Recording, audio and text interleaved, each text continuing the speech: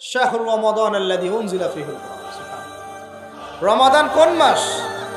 যে মাসে তুমি তাকওয়া অবলম্বন করবে, এই জন্য এই মাসকে রোজাকে ফরজ করা হয়েছে। এটা সেই মাস যেই মাসে আল্লাহ পাক কোরআন নাজিল করেছেন, বলে সুবহানাল্লাহ।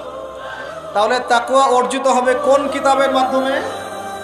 বুঝে বললাম, যেই কিতাব আল্লাহ পাক রমাদানে নাজিল করেছেন, সেই কিতাব ছাড়া অন্য কোন উৎস আছে যেখান থেকে আমি তাকওয়া অর্জন করতে পারবো? আছে? নাই। তার মানে আমাদেরকে রমাদান মাসে এই কোরআনের হকটা আদায় করতে হবে। রাজি আছে কিনা? আল্লাহ পাক বলেন না, ইন্না আনজালনাহু ফি লাইলাতুল কদরি, আমি কদরের রাতে আমি, আল্লাহ পাক বলছেন এই মাসে কি নাজিল করেছি?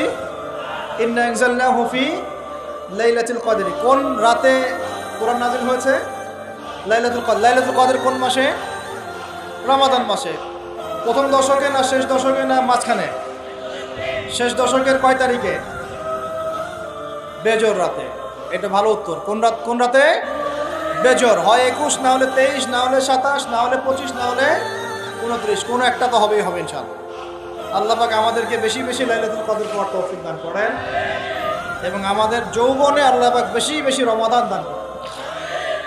যৌবনে আমাদের শক্তি বেশি থাকে, তাই না? বার্ধক্যে গেলে তো অনেক সময় চাইলেও অনেকে রাখতে পারেন।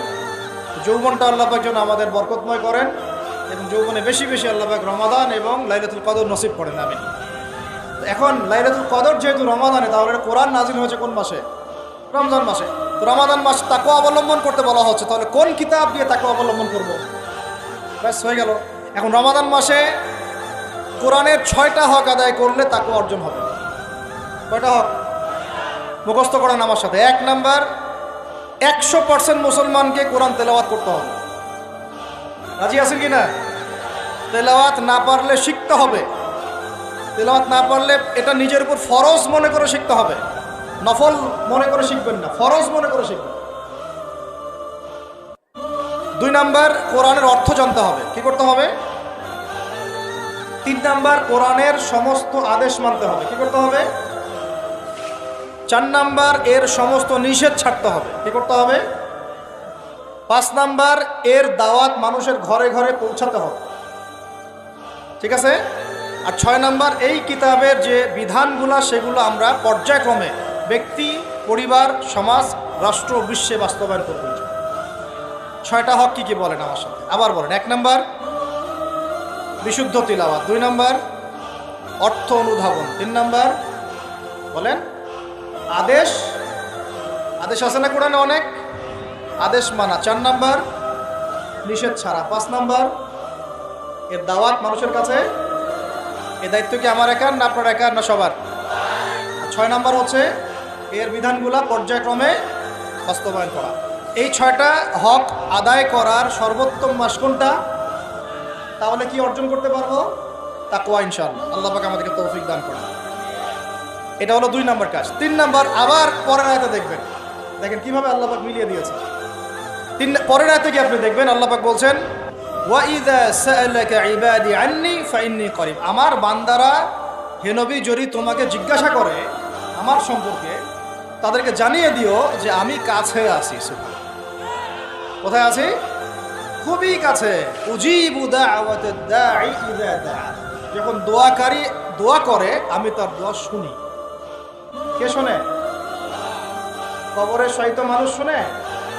হ্যাঁ, ওই মাজারে গিয়ে শুনে? অমুক বাবা আর তমুক বাবা শুনে? কে শুনে? ইন্নী করিব উজিবু দাওয়াতাদ দাঈ ইযা দাআন ফালইস্তাজিবু লি ওয়াল ইউমিনু বি লাআল্লাহুম ইয়ারশুদুন। ঠিক আছে না? একটা অতএব আমি যেহেতু বান্দার দোয়া শুনি, তারাও যেন আমার ডাকে সাড়া দেয়। আল্লাহর ডাক মানে কি? হাইয়া আলাস সালাহ, এটা আল্লাহর ডাক না? যাকাত ফরজের ডাক, যাকাত দিবে, আল্লাহ পাক আহ্বান করছেন না?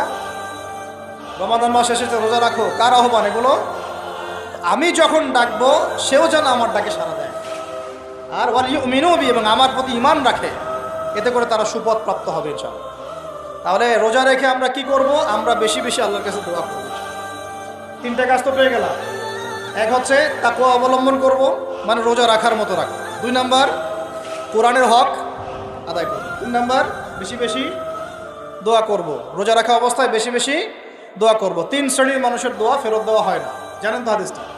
এক শ্রেণী হচ্ছে রোজাদার, আরেক শ্রেণী হচ্ছে মুসাফির, আরেক শ্রেণী এই যে মাজলুমের দোয়া এটা বিফলে যায়। আরও এক শ্রেণী আছেন অন্য হাদিসে, পিতা মাতার দোয়া সন্তানদের জন্য, এটা আল্লাহ পাক ফেরত দেন।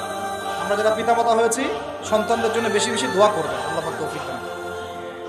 এই 3টা কাজের বাইরে আমি আরও 7টা কাজ বলে দিচ্ছি, রমজান মাসে করবেন, ঠিক আছে ইনশাআল্লাহ। 4 নাম্বার, বেশি বড় করছে খালি পয়েন্টগুলো বলছে। 4 নাম্বার হচ্ছে রমজান মাসে বেশি থেকে বেশি মানুষকে ইফতারি করানোর চেষ্টা করবে। এই যে যুব সমাজ যারা আছেন, ইফতারের প্রজেক্ট রেডি করবেন। প্রত্যেকটা দুস্থ অসহায় এতিম মিসকিন বিধবা এই পরিবারগুলোতে 1 মাসের বাজার করে দিবেন। পারা যাবে ইনশাআল্লাহ। যত কালো টাকা উঠাইছে সব ওগুলো টেনে টেনে বের করবেন সব, বুঝছেন। বাংলাদেশে এমন বহু মানুষ পড়ে আছে যাদের একজনের জাকাতের টাকা দিয়ে একটা গ্রামের মানুষকে খাওয়ানো যায়। ওগুলো উসুল করবেন চাপ দিয়ে দিয়ে। কটা বললাম? 4টা। বেশি বেশি মানুষকে ইফতার করানো। 5 নাম্বারটা আমার খুবই পছন্দের একটা আমল, এবং সবার সামর্থ্য হয়তো হবে না, তবে আমরা নিয়াত করি, আল্লাহ পাক নিয়াতেই বরকত দিবেন। রমজান মাসে বাইতুল্লাহ জিয়ারত, রমজান মাসে বাইতুল্লাহ জিয়ারত যাদের সামর্থ্য আছে আল্লাহ পাকের তৌফিক দান করেন। আল্লাহ পাক যারা নিয়াত করেছেন তাদের কাজকে যেন আসান করেন, সফরকে নিরাপদ করেন, এবং আমাদেরকে বেশি থেকে বেশি বাইতুল্লাহ জিয়ারতের তৌফিক দান করেন। যারা নিয়াত করেছি জীবনে অন্তত একটাবার হলেও আল্লাহ পাক যেন তাদেরকে হজ করার তৌফিক দেন। বাইতুল্লাহ জিয়ারতে অনেক অনেক ব্যাপার আছে রমজান মাসে। ওখানে আপনার একটা পরিবেশ থাকে, একটা জান্নাতি পরিবেশ, ইবাদতের মৌসুম থাকে।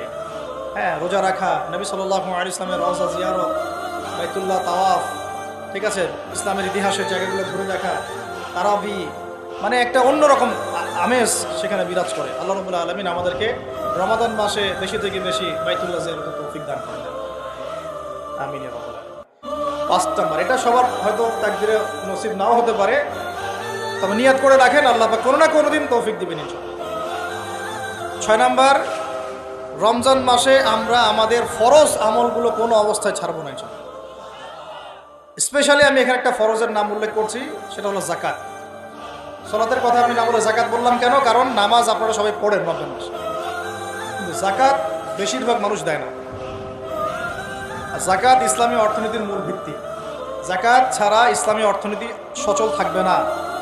এই কাজটার ত্রুটির কারণে আমাদের এই অর্থনৈতিক স্যাংশন বা সমস্যাগুলো, ইনফ্লেশনগুলো হয়ে যায়।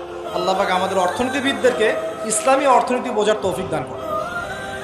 এই অর্থনীতি ওমরের যুগে ছিল, ওসমানের যুগে ছিল, আলীর যুগে ছিল, আবু বকর তার যুগে ছিল, রাদিয়াল্লাহু আনহুম আজমাইন, আল্লাহর নবীর যুগে ছিল। তখন গরিব মানুষ এইভাবে ছেচেও একটা খুঁজে পাওয়া যাইতো না, একটা গরিব মানুষ। এখন কি অবস্থা তো দেখতেই পারতেছে। আল্লাহ রাব্বুল আলামিন আমাদের সবাইকে রমাদান মাসে যাকাতগুলো দেওয়ার তৌফিক দান করেন। 7 নাম্বার হচ্ছে রমাদান মাসে এমনিতেই বেশি থেকে বেশি নফল দান সদকা করবেন ইনশাআল্লাহ। আল্লাহ পাক বেশি বেশি নফল দান সদকা করার তৌফিক দান করেন। 8 নাম্বার, রমাদান মাসে ফরজের সাথে সুন্নত আর নফলে অনেক বেশি পাবন হওয়ার চেষ্টা করবেন। খাস করে রমাদান মাসে কিয়ামুল লাইল এবং তারাবির কোনোভাবে যেন ছুটে না যায়। অনেকে মনে করে যে তারাবি পড়লে রাত্রে আবার ওঠা যাবে কি যাবে না, যাবে। তারাবির নামাজ আপনি প্রথম রাত্রে পড়লে শেষ রাত্রে আবার নামাজ পড়তে পারবেন ইনশাআল্লাহ, কোনো সমস্যা নেই, বরং ওটা আরও ভালো। ওই সময় আল্লাহ রাব্বুল আলামিন আহ্বান করতে থাকেন, কে আছো চাইবা আমার কাছে আমি দিব, কে আছো আমাকে ডাকবা আমি ডাকে সাড়া দিব, কে আছো আমার কাছে ইস্তেগফার করবো আমি ক্ষমা করব। প্রথম রাত্রেও তারাবি পড়বেন ইনশাআল্লাহ, শেষ রাত্রেও চেষ্টা করবেন অন্তত 2-4 রাকাত হলেও নামাজ পড়া। আল্লাহ পাক তৌফিক দান।